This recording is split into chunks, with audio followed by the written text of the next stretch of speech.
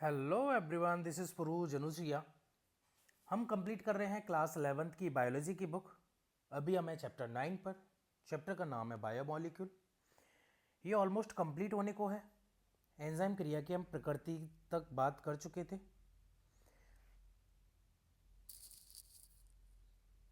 आज का हमारा टॉपिक है एंजाइम क्रियाविधि को प्रभावित करने वाले कारक।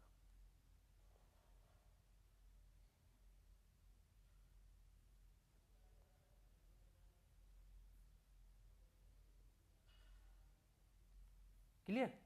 आज का हमारा टॉपिक क्या है? एंजाइम क्रियाविधि को प्रभावित करने वाले कारक। पेंसिल वो ही रखते हैं। क्लियर? जो कारक प्रोटीन की तृतीयक संरचना को परिवर्तित चेंज, वे एंजाइम की सक्रियता को भी प्रभावित करते हैं। यानी ऐसे फैक्टर जो कि प्रोटीन की जो टर्सरी संरचना होती है उसको अफेक्ट करते हैं, वो क्या करते हैं? एंजाइम की जो एक्टिविटी होती है उसको भी प्रभावित करते हैं, सक्रियता को भी प्रभावित करते हैं। जैसे कि क्या हो गया? टेम्परेचर हो गया। जैसे क्या हो गया? पीएच हो गया। क्लियर? क्रियाधार की सांद्रता में परिवर्तन या किसी विशिष्ट रसायन का एंजाइम से बंधन उसकी प्रक्रिया को नियंत्रित करते हैं। क्लियर? या तो क्रियाधार की सांद्रता में चेंजेस हो जाए या किसी विशेष रसायन का एंजाइम से बंधन हो जाए या उससे जुड़ जाए। तो चलिए पहला देखते हैं, तापक्रम व पीएच।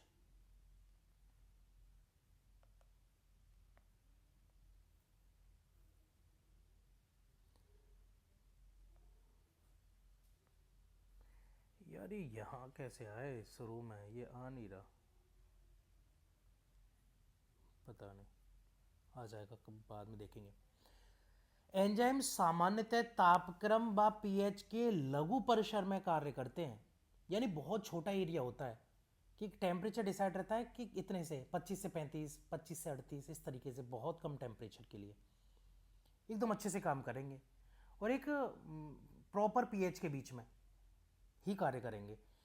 प्रत्येक एंजाइम की अधिकतम क्रियाशीलता एक विशेष तापक्रम व पीएच पर ही होती है। ऑब्वियसली एक पर्टिकुलर टेम्परेचर और पर्टिकुलर पीएच पर ही होगी, जिसे क्या कहेंगे? इष्टतम तापक्रम व इष्टतम पीएच कहा जाता है। क्लियर? इस इष्टतम मान के ऊपर या नीचे होने से क्रियाशीलता घट जाती है। जैसे ही जो इष्टतम मान है, इष्टतम मान का मतलब जो पर्टिकुलर टेम्परेचर हुआ, जैसे कि 10 डिग्री टेम्परेचर तक डिफरेंस, 10 डिग्री टेम्परेचर के बीच में ये जो है बहुत अच्छे से कार्य करेगा। यानी फॉर एग्जांपल 25 से 35 हो गया, अच्छे से कार्य करेगा ये। जैसे ही ये इससे 35 से ऊपर गया या 25 से नीचे आया तो फिर इसकी क्रियाशीलता जो है वो घट जाएगी। ये बेसिकली ये कहना चाह रहा है। पीएच का भी सेम है। जैसे कि फॉर एग्जांपल 2 पीएच के बीच में, यानी कि 5 to 7 के बीच में अच्छे से कार्य करो फॉर एग्जांपल, ठीक है। 7 से जैसे ऊपर गया तो क्या होगा? कार्यशीलता घट जाएगी। 5 से जैसे नीचे गया तो कार्यशीलता घट जाएगी। इसी तरीके से निम्न तापक्रम एंजाइम को अस्थायी रूप से निष्क्रिय अवस्था में सुरक्षित रखता है। यानी जो कम टेम्परेचर है वो एंजाइम को क्या करेगा? अस्थायी रूप से निष्क्रिय अवस्था में सुरक्षित रखता है। यानी जैसे टेम्परेचर कम हुआ तो अस्थायी रूप से क्या होगा? निष्क्रिय हो जाएगा। जबकि अगर हम हायर टेम्परेचर की बात की जाए तो क्रियाशीलता को समाप्त कर देता है। भाई उसको विकृति कर देता है। टेम्परेचर ज़्यादा हो गया, जला देगा, विकृत कर देगा। जलाने का मतलब इन द सेंस विकृत कर देगा, क्योंकि जो उच्च तापक्रम होता है उस पर एंजाइम के प्रोटीन को ही विकृत कर देता है, डीनेचर्ड कर देता है। उसकी प्रोटीन डीनेचर हो गई तो जाहिर सी बात है एंजाइम ही नहीं बचा ना। अगला बात करते हैं हम क्रियाधार की सांद्रता के बारे में।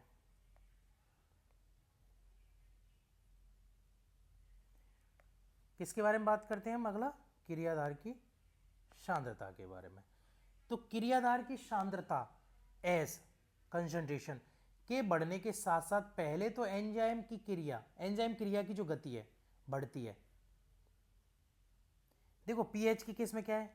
एक मिनिमम टेम्परेचर तक बढ़ रहा है, एक टेम्परेचर जैसे पहुंच गया ना उसके बाद क्या होगा? घट रहा है। तापक्रम के केस में भी ये पहले तो बढ़ेगा बढ़ेगा बढ़ेगा, जैसे 25 से 35 तक जाएंगे तो आउटपुट अच्छा देगा, बढ़ेगा, फिर उसके बाद क्या होगा, 35 से ऊपर घटेगा या 25 से कम घटेगा, जो भी है ना। अब कंसंट्रेशन की बात करें तो कंसंट्रेशन में क्या हो रहा है, पहले बढ़ रहा है बढ़ रहा है बढ़ रहा है बढ़ रहा है बढ़ रहा है बढ़ रहा है बढ़ रहा है बढ़ रहा है बढ़ रहा है, फिर क्या एक वो आ जाएगा, सेचुरेशन आ जाएगा, अब इसके बाद नहीं बढ़ेगा। फॉर एग्जाम्पल जैसे कि अगर आप पानी में चीनी घोलोगे, घुलती जाएगी घुलती जाएगी घुलती जाएगी घुलती जाएगी, एक टेम्परेचर ऐसा आएगा, टेम्परेचर नहीं सॉरी, एक टाइम ऐसा आएगा जब कंसंट्रेशन अब नहीं घुल रही, उसमें जगह ही नहीं बची घुलने के लिए। क्लियर है ना। तो चलिए, अविक्रिया अंतत्व गत्व सर्वोच्च गति एक क्या है, वी मैक्स प्राप्त करने के बाद क्रियाधार की सांद्रता बढ़ने पर भी अग्रसर नहीं होती, यानी कि वी मैक्स प्राप्त कर लिया इसने, अब उसके बाद इसकी कितनी भी सांद्रता बढ़ाओ इसे कोई फर्क नहीं पड़ेगा, ये यहीं रहेगा, सैचुरेशन हो गया इसका। ऐसा इसलिए होता है कि एंजाइम के अणुओं की संख्या क्रियाधार के अणुओं से कहीं कम होती है। क्लियर, एंजाइम के अणुओं की संख्या जो होती है वो क्रियाधार के अणुओं से कहीं कम होती है। अब जगह ही नहीं बची, हो गया जितना होना था, जॉइंट जहां जहां जुड़ना था जिसको वो जुड़ गया, अब जगह ही नहीं बची तो आगे जुड़ेगा नहीं, तो जाहिर सी बात है सैचुरेशन हो गया, अब कुछ नहीं होगा। और इन अणुओं से एंजाइम के संतृप्त होने के बाद एंजाइम का कोई भी अणु क्रियाधार के अतिरिक्त अणुओं से बंधन करने के लिए मुक्त नहीं बचा है। जैसे हमारे पास फॉर एग्जांपल 10 सीट है, 10 की 10 इनसे आके जुड़ गए, अलग अलग से 10 जुड़ गए, अब सीट ही नहीं बची, कैंडिडेट कितने हो आ जाए कोई फर्क नहीं पड़ता। एंजाइम है फॉर एग्जांपल हमारे पास 500 एंजाइम है, 500 क्रियाधार आके जुड़ गए इनसे, अलग अलग 500 से जैसे भी है ना। अब एंजाइम ही नहीं बचा, क्रियाधार कहाँ आके जोड़ेगा भाई, अब क्रियाधार जोड़ेगा ही नहीं तो वो फ्री डोलते रहेंगे, उनको कितना भी बढ़ाते रहे कोई मतलब नहीं है। क्लियर, तो ये हो गया। चलिए आगे देखते हैं, किसी भी एंजाइम की क्रियाशीलता विशिष्ट रसायनों की उपस्थिति में संवेदनशील होती है, यानी कोई भी एंजाइम हो उसकी क्रियाशीलता क्या होगी, विशिष्ट रसायनों की उपस्थिति में संवेदनशील होती है जो एंजाइम से बंधते हैं। क्लियर, जब रसायन का एंजाइम से बंधने के उपरांत इसकी क्रियाशीलता बंद हो जाती है तो इस प्रोसेस को क्या कहेंगे, इनहिबिशन या संदमन कहा जाता है। यानी अगर कोई रसायन है वो एंजाइम से बंध गया, उसके बाद क्या हो गया, इसकी क्रियाशीलता बंद हो गई, तो इस प्रोसेस को क्या कहेंगे इनहिबिशन या संदमन, और उस रसायन को क्या कहेंगे, संदमक।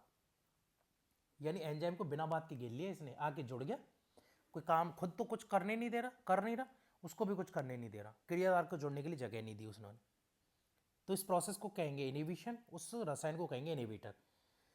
जब संदमक अपनी आणविक संरचना में क्रियाधार से काफी समांतर रखता है तो एंजाइम की क्रियाशीलता को संदमित करता हो तो उसे क्या कहेंगे, प्रतिस्पर्धात्मक संदमन या कॉम्पिटिटिव इनहिबिटर।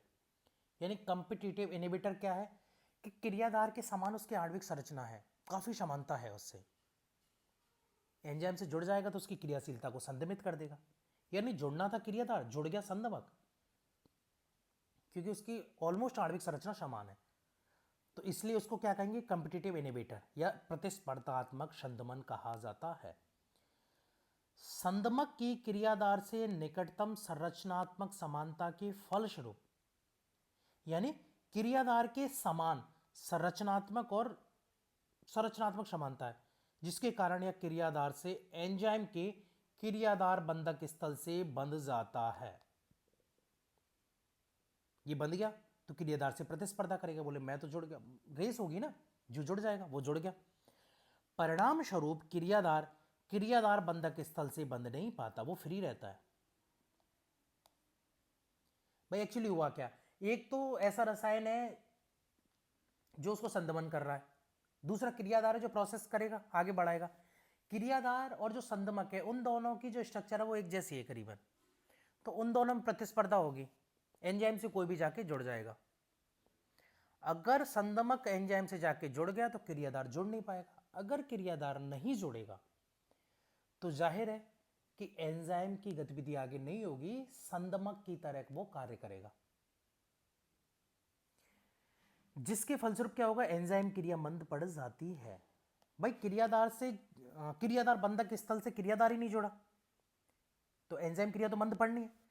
उदाहरण के लिए अगर हम बात की जाए तो सक्सिनिक डिहाइड्रोजिनेज का मेलानेट द्वारा संदमन, यानी कि सक्सिनिक डिहाइड्रोजिनेज का मेलानेट द्वारा संदमन जो संरचना में क्रियाधार यानी सक्सिनेट से निकट की समानता रखता है। यानी क्रियाधार कौन सा हो गया हमारा? Succinic dehydrogenase. आपको एग्जांपल ध्यान रखना है, ये डायरेक्टली पूछ लिया जा सकता है नीट में। सक्सिनिक डिहाइड्रोजिनेज क्रियाधार है, उसकी जगह कौन जुड़ जाता है? मेलोनेट। मेलोनेट की संरचना कैसी है? सक्सिनिक डिहाइड्रोजिनेज की तरह। ऐसे प्रतिस्पर्धी संदमकों का अक्सर उपयोग जीवाणु जन्म रोगजनकों यानी कि बैक्टीरियल पैथोजन के नियंत्रण हेतु किया जाता है। अगर हम इसके उपयोग की बात करें तो कब करेंगे? ऐसे प्रतिस्पर्धी संदमकों का उपयोग कब किया जाता है कि जीवाणु जन्म रोगजनकों, वो कौन से हो गए? अरे जो जीवाणु के द्वारा रोगजनक होते हैं,